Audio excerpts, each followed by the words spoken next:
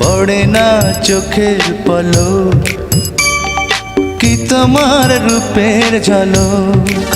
মঙ্গলবার দুপুর থেকে সামাজিক যোগাযোগ মাধ্যমে হঠাৎ করেই ছড়িয়ে পড়ে ঢালিউডের জনপ্রিয় চিত্রনায়ক রিয়াজ আহমেদের মৃত্যুর খবর। বিষয়টি ঘিরে ভক্তদের মধ্যে তৈরি হয়েছে উদ্বেগ ও বিভ্রান্তি।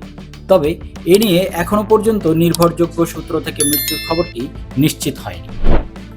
বাংলাদেশ চলচ্চিত্র শিল্পী সমিতির পক্ষ থেকেও জানানো হয়েছে তারা এই ধরনের কোনো তথ্য পাননি। গত 5 বছরে 5ই আগস্টের গণঅভ্যুত্থানের পর থেকেই রিয়াজ আত্মগোপনে রয়েছেন বলে আলোচনায় রয়েছে। তার বর্তমান অবস্থান সম্পর্কে চলচ্চিত্র শিল্পী সমিতির কেউই নিশ্চিত নন। কেউ বলছেন তিনি ভারতে রয়েছেন, আবার কারো মতে তিনি দেশেই আছেন, তবে লোকচক্ষুর আড়ালে। এদিকে অভিনেতার ব্যবহৃত মোবাইল ফোন নম্বরটিও দীর্ঘদিন ধরে বন্ধ রয়েছে। বুধবার সন্ধ্যায় রিয়াজের পরিবারের সঙ্গে কথা বলে জানা যায় এই অভিনেতা জীবিত আছেন এবং সুস্থ রয়েছেন। রিয়াজের স্ত্রী তিনা বলেন, এ ধরনের খবর একেবারেই সত্য নয়, যেখানেই আছে ভালো আছে। শেখ হাসিনার পতনের আগ পর্যন্ত আওয়ামী লীগের রাজনীতিতে বেশ সক্রিয় ছিলেন রিয়াজ। বিভিন্ন সময় দলীয় প্রচারণায় অংশ নিতে দেখা গেছে তাকে।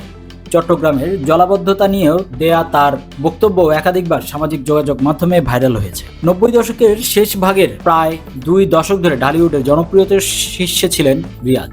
বাংলার নায়ক সিনেমার মাধ্যমে চলচ্চিত্রে অভিষেকের পর উপহার দিয়েছেন বহু সুপারহিট। সর্বশেষ 2022 সালের 23শে সেপ্টেম্বর মুক্তি পায় তার অভিনীত সিনেমা অপারেশন সুন্দরবন।